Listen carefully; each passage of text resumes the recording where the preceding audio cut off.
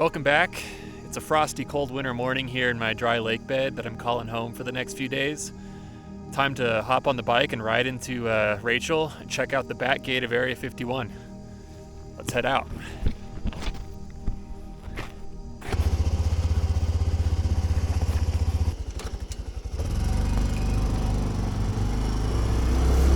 It's a beautiful morning today. The sand is glistening in the sun. You can see the cracks of the dry lake bed stretching out in all directions for miles.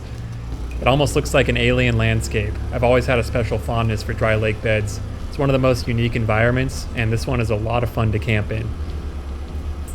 We've had our rig parked here for a couple days now. The scenery is so beautiful, it's easy to forget that there's a top secret military base that I'm supposed to be checking out. Figure it's about time we head to the back gate and see what's going on over there. It's amazing this campsite is actually really close to Rachel. It's just across the highway. You wouldn't know it though because it looks so desolate out here. I haven't seen any other vehicles leave the highway and drive into this area. It is public land, but it's not marked on any of the camping apps, so I think it's kind of under the radar. It's very nice to be able to find a peaceful place like this to camp that's still not too far from the highway. And right here is the point where this little trail intersects with Nevada 375. We'll be making a left turn here and then taking this highway for a few miles before we reach our next turn. It sure is nice to be off the washboard and back onto the pavement. Nice and smooth riding from here. I get a lot of comments asking how I like this bike. I honestly really do love it for what it is. One thing I do wish it had is just a little bit more speed sometimes. I know everybody who has one of these bikes says that. But honestly, for being so lightweight and nimble and just plain fun to ride, you really can't beat it. It's the perfect bike for me in my full-time van lifestyle because it's so light I can just throw it in the back of my trailer. It doesn't add hardly any weight, and yeah, it's a blast.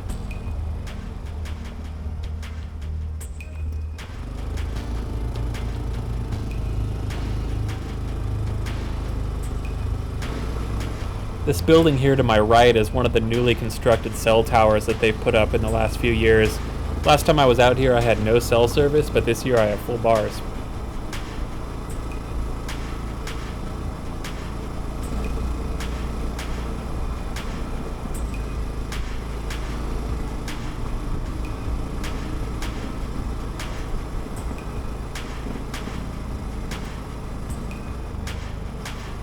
I saw the white hood of this vehicle in front of me and my brain first thought it might be a Camo dude, but nope. I believe it's just one of the few residents here in Rachel, Nevada.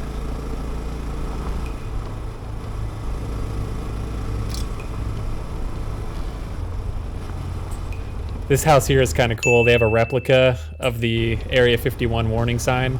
I don't know who lives there.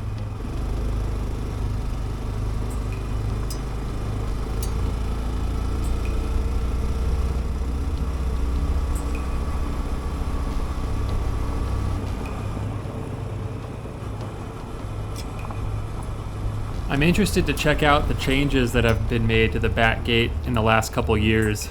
The last time I was here was in, I believe, 2022. Since then, they've built this large barrier around most of the guard shack and a lot of the other buildings. I'll pull up the satellite photo here so you guys can see. One thing I notice is a lot of people online say, oh, Area 51's not even used anymore. You know, too many people know about it. They moved everything elsewhere. Well, if you look at satellite views from the last few years, you'll see all kinds of new construction, new security measures. Anyone who says that nothing happens at Area 51 is completely wrong.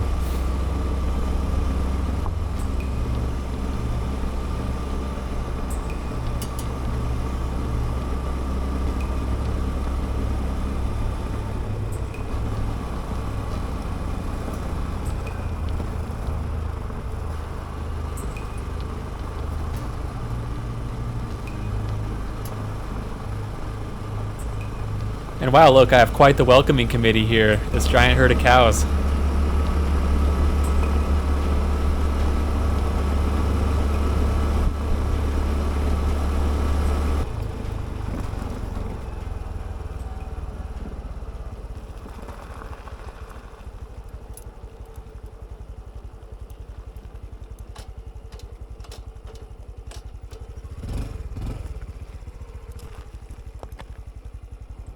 Oh, what? It's crazy, I was checking my rearview mirror and I just saw a truck appeared like right behind me. It wasn't there a minute ago.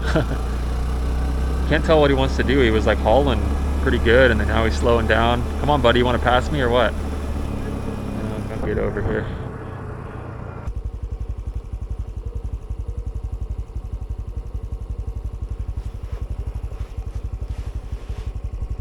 Yeah, he's really moving fast now. Let me try and get a better angle here with my phone.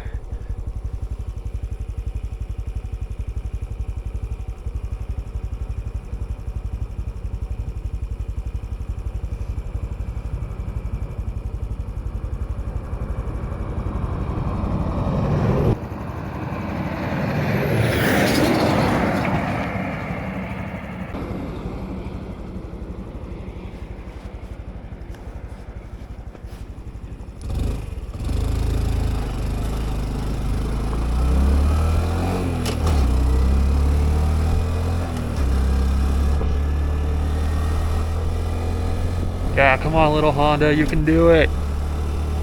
Got the throttle pinned, but this guy's doing like 70. It's one of those cases where I really could use a little more horsepower.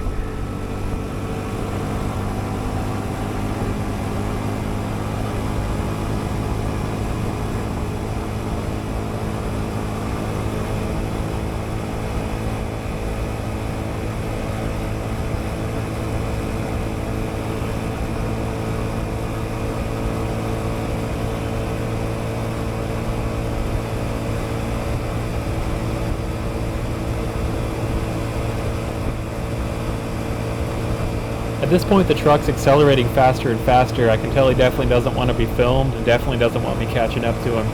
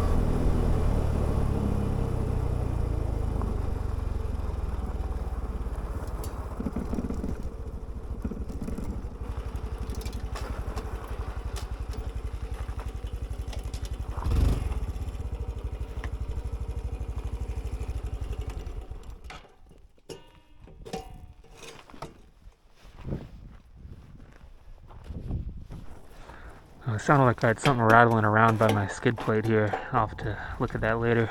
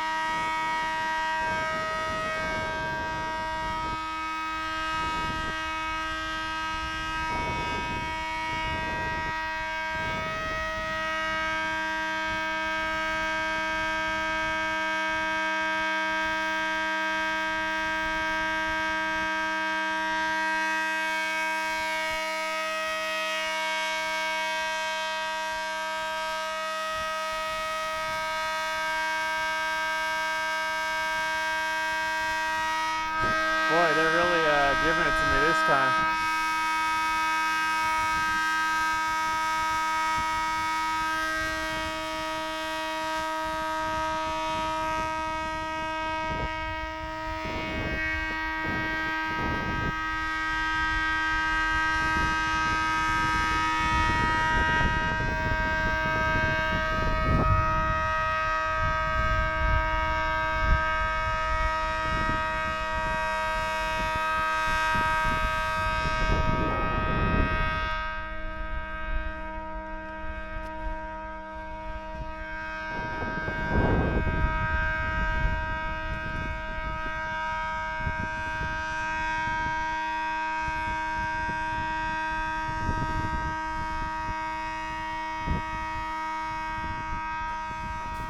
The interesting thing about this no drones beyond this point sign is that by the time you actually reach this perimeter here, you're well into the no-fly zone. So this sign actually is not totally accurate, because if you fly a drone even way further back from the border, you're going to get in trouble.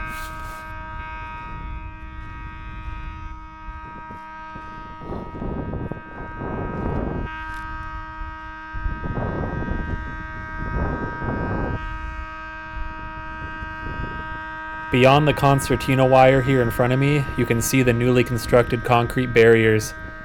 I find it interesting they built these. I wonder what they don't want people seeing at the guard shack.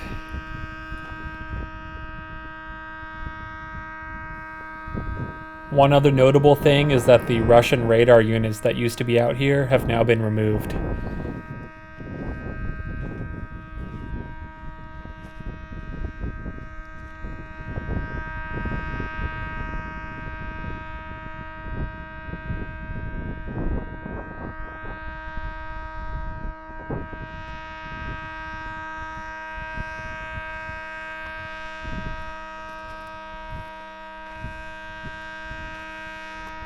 I think this is the longest I've ever heard the horn. Last time I was here, they did it for maybe like less than a minute, I would say. But man, they're really not letting up this time.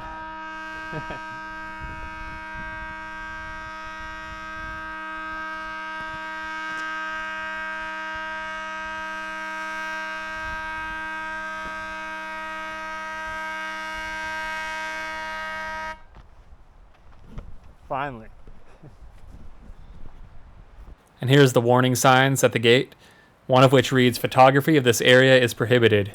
And here's the sign reading, "Show badge for entry," with presumably some kind of reader or camera that connects to the guard shack.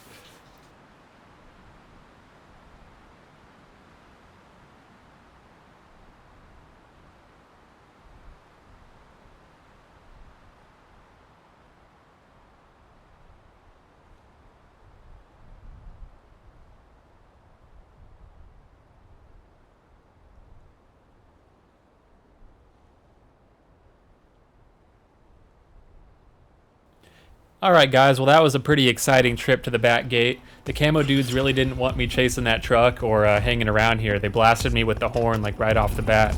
Give me your wildest theories in the comments about what you think was in the back of that truck.